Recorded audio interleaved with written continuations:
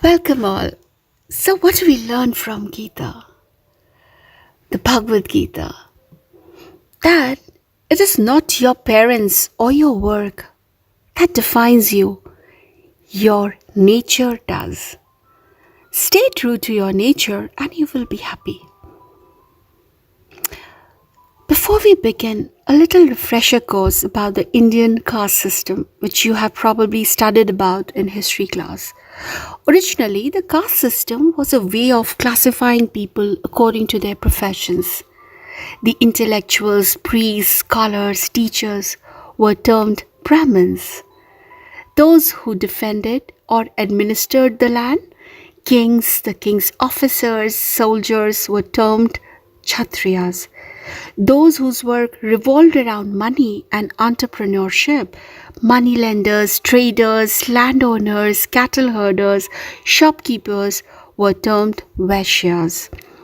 And those involved in manual labor, like tailors, weavers, cobblers, butchers, cooks, sweepers, in short, anyone who served the other three castes, were termed Shudras. If the caste system, according to these original rules, was still practiced today, apart from the original traditional professions, several others would have been added on. Academicians, scientists, philosophers, economists, doctors, teachers, politicians, bureaucrats, activists, journalists, lawyers, venture capitalists, business barons, real estate developers, bankers, stockbrokers, air hostesses, stewards, valets, call center employees, tech support staff, nurses, shop assistants, and more and more. All four castes were considered equally important to keep society moving along smoothly, and no caste was therefore believed to be superior to any other. The analogy most often used to describe this is that the four castes are like four parts of the body.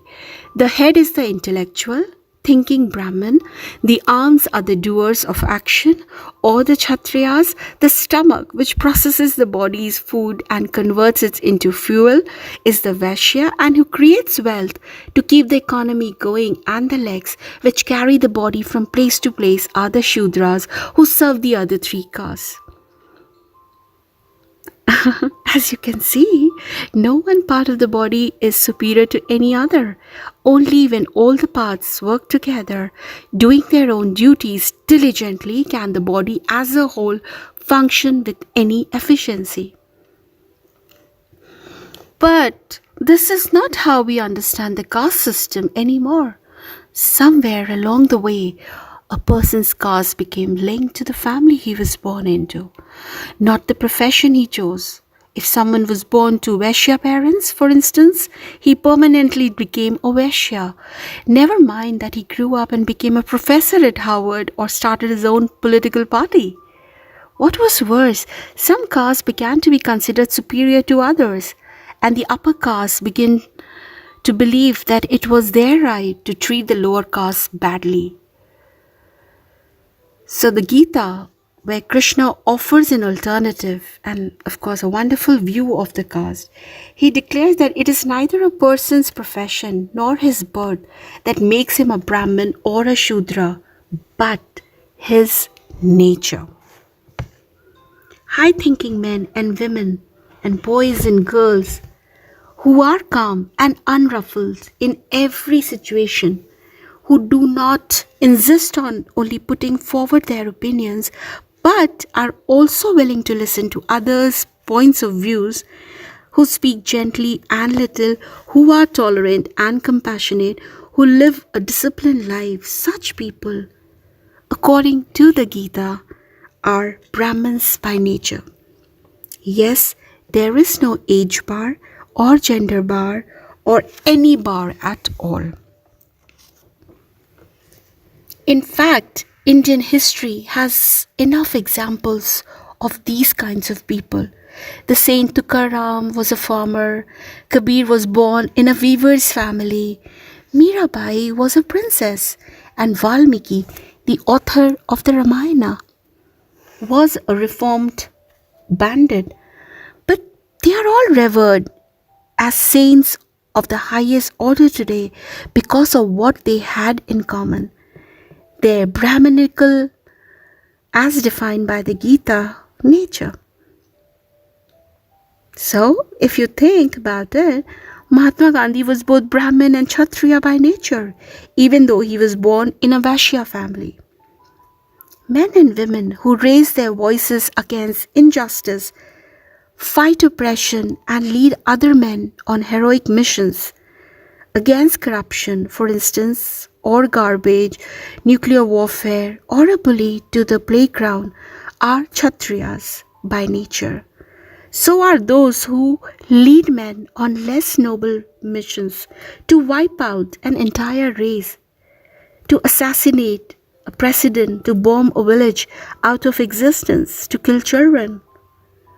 Then there are people who are quick to spot good ideas and convert them into profit making businesses.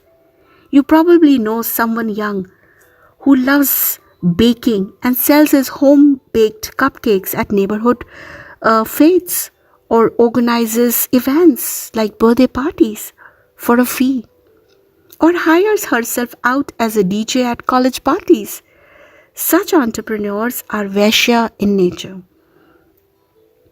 And then there are always plenty of people who neither want the responsibility of being in charge of anything nor the headaches of trying to create a business, but are very happy to follow instructions and do a good job of anything they are asked to do.